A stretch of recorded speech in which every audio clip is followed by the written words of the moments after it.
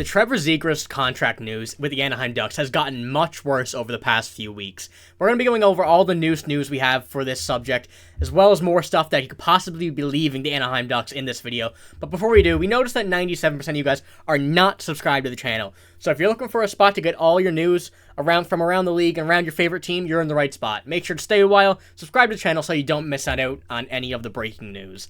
Now, like I said, Trevor Zegras and the Anaheim Ducks are in an absolutely terrible spot. This came out a few days ago. Renaud Lavoie said this: the Ducks are offering Trevor Zegras between $3 and $4 million on his next potential contract. Right now, I'm sure almost everybody watching this video knows that that is not enough for Trevor Zegras. To put in comparison, Nick Foligno and Corey Perry are making that this year with the Chicago Blackhawks. You can definitely see a discrepancy between Corey Perry, Nick Foligno, and Trevor Zegras, obviously. Those players are about 20 years in age difference, and about 20 years in skill difference as well. So, but just let me know, guys, what do you think about this potential contract that they're being offered to Trevor Zegras? Because I don't think this is anywhere near enough. I think they're about half of the contract off. Yeah, it's ridiculous. You know, he's kind of like the NHL poster boy. You know, I think the NHL is trying to make him the next like Patrick Kane type of player, I guess, if you will. But $3 to $4 million is not near enough. I mean, he's 22, I think he is, and he's putting up, 50, 60 points. I for sure thought the number would have started with 8-5 for sure. Yeah, you're absolutely right. Yeah, I mean, especially if you're using like players comparable to Zegras as like a lot of those players have gotten, like Matt Boldy got like $7 million, Caulfield got 7.8. And, I'd argue that Zegras is better than both of them, so I don't really understand why Zegras is not getting more than Caulfield or at least Boldy. And he doesn't get, yeah, exactly. So if he doesn't get that, I can see him just packing up and going somewhere else and saying, trade me or I'm not going to play. Yeah. On the same note of points there, every forward in the last 5 years with as many or more points than Trevor Zegras at his current age, you can see pretty short list, obviously some fantastic players on this list, but the big thing is none of these players signed for less than 9.05% of the cap, which is $7.5 million AAV. And Zegras is being offered pretty much half of that. So, like you guys said, they have a lot of cap space, the Anaheim Ducks do, but I don't know what they're doing not signing Trevor Zegras with what they have, as well as Jamie Drysdale. Both of these guys are not close to a contract from reports of what we've seen. Nothing has really been moving forward, but some big news regarding Trevor Zegras outside of the Anaheim Ducks has come to light a bit, I'll say. In just the past 24 hours, I think this was yesterday, so it's not 24 hours at this point, but the Sabres were linked to both Trevor Zegras and Patrick Kane. The big one in this being Trevor Zegras at this point, I think, likely because Zegras would be either a bridge deal or for a long-term offer sheet. You would have to assume that whatever they're going to be offering, the Ducks would likely try to match it, but the Buffalo Sabres, this would obviously be a huge move for the Buffalo Sabres. I've also seen, not sure how legit we'll say this one is, but the Montreal Canadiens are also keeping an eye on the Zegras contract situation. So I want to know what you guys think about the Buffalo Sabres, and then as well as that possibility of Kent Hughes keeping an eye on Trevor Zegras. Well, the cap thing, first off, I think they have like 16 or 17 million in cap space. I don't get why they're trying to be so skimpy. But, the only thing I could think of is they do have to sign Drysdale. They do have to sign McTavish. They got some young guys coming up. Pavel Mintyukov, Olin Zellweger. They're all going to want deals in 3 years' time. But you need to get Zegras signed. But anyway, on to the whole Buffalo thing. That'd be crazy. With their whole forward core, Tage Thompson, all the young guys there, they're pretty much on a new wave. I do think it starts with one of their star defensemen, Rasmus Dahlin, Owen Power, maybe going back the other way. You got to realize he is a restricted free agent. He'd have to trade for his rights and then sign him to a contract. I don't think it'll happen. I do think he will end up staying on Anaheim, but I don't know. I think it has to start with a young player for sure. But Montreal, man, it'd be crazy. Pair him up with Caulfield.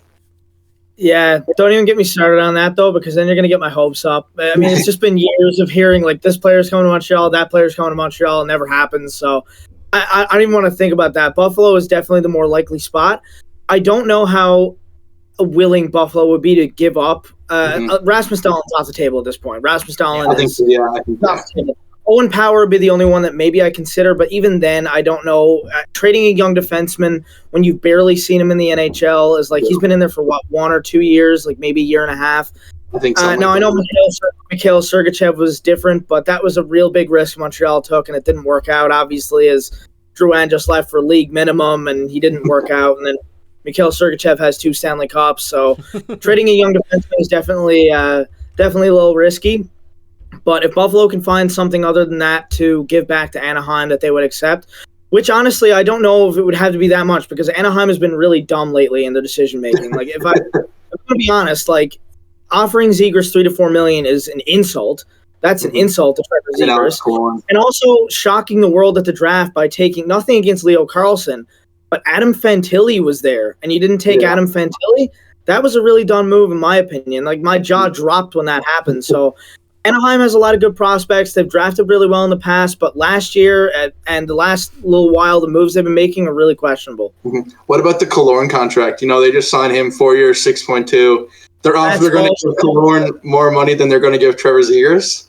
That's also really stupid because Alex Killorn is past his prime. Like he's after he's coming down a little bit now. Like he was great in the first. Like, say, 2015, he started, his coming out party, really, with Stamkos. He started playing with those guys. And he was good on the cup runs, but, he's only going to go downhill from here. He's getting old, right? I don't know why you're giving him 4 years at $6 million.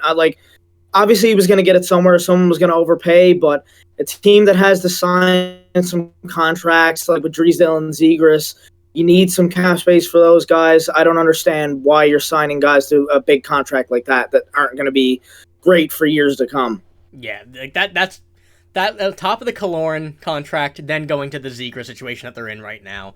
At what point do you really think Zegras is I'm tired of waiting for a contract offer that is suitable for my skill. I want out and request a trade. I don't think we're too far from that situation. Now, people are saying, oh, he took the profile picture on Instagram of him out of an Anaheim jersey.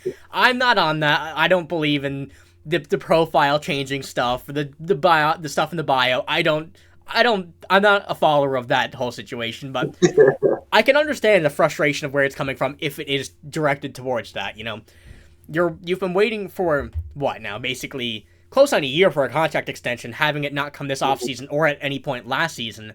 And I know you want to wait and see if he's going to be... Because like you said, Noah, only 60 points for him right now. That's still not bad. The team's been garbage for the past few years, so you can't expect a player to go out there get 100 points on a team that is having the second overall pick. That's just not going to happen, but it's going to be... At some point, you want to leave.